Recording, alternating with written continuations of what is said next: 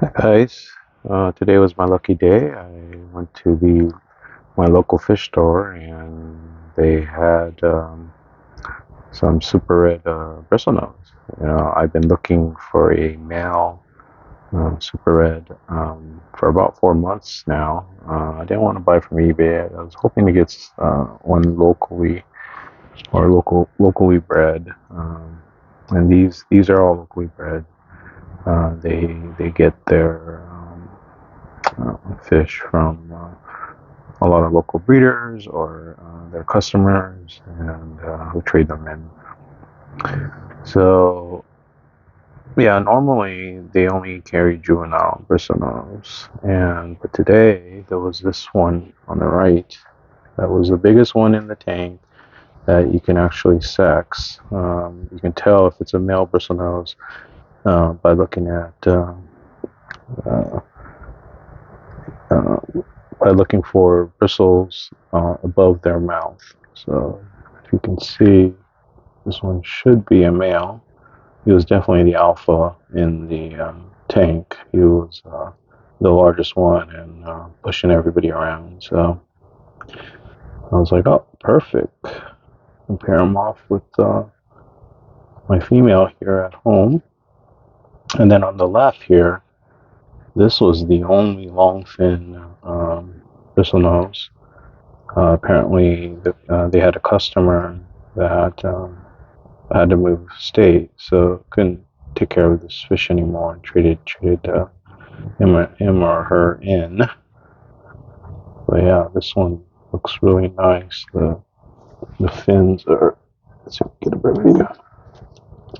The fins are spectacular. So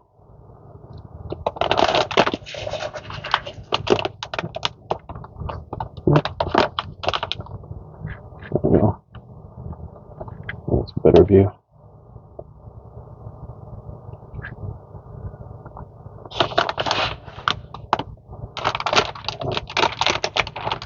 This guy.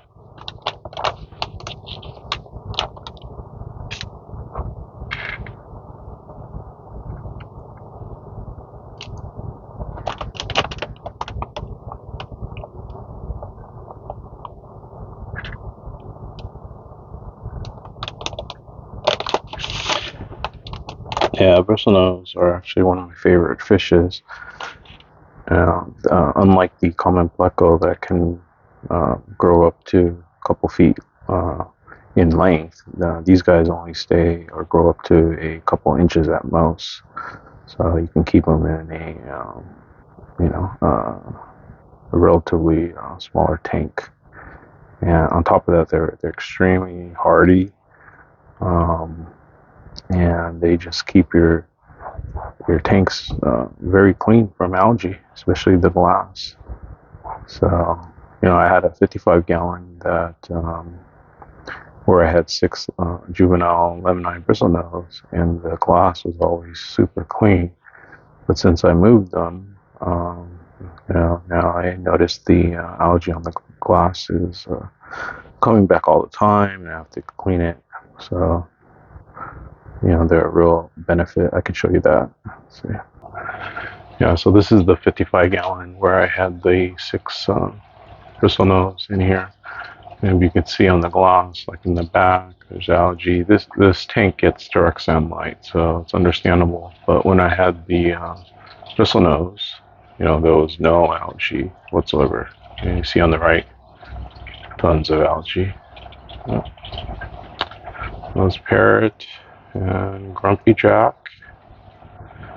And then I've been power feeding these albino full red guppies. I've been power feeding these brine shrimps, so it looks like they're starting to get bigger and show a little bit of color. So once they're big enough, I'll put them back with the parents. Um, and then down here is where I'm going to put the male bristlenose after quarantine. There should be a female one hiding in the back somewhere. I think she's behind the filter. the sponge filter. So can't see her, but yeah, that's where he's gonna go. Yeah, and this is where I moved the 6 juvenile Lemon Bristlenose. Moved them here into the 40-gallon breeder. So, but this tank is pretty algae free.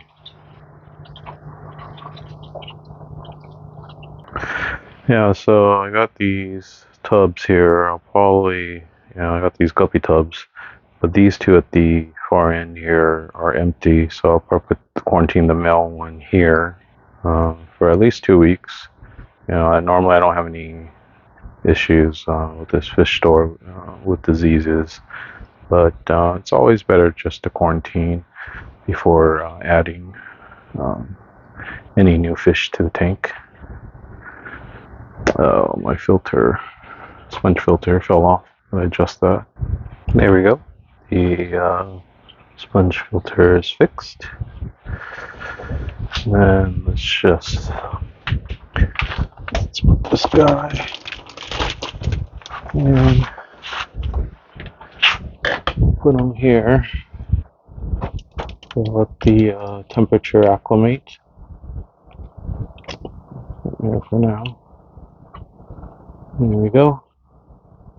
And then this is the 10-gallon that I was referring to. I'm having a lot of hair algae issues. You can see on the example on the right, the sponge filter. There's some hair algae. So I'm gonna put the Super Red in here. I'll take out the guppies just to be safe, but quarantine the Bristlenose in here and see if it helps us tank out a little bit. All right. Well, thanks for watching.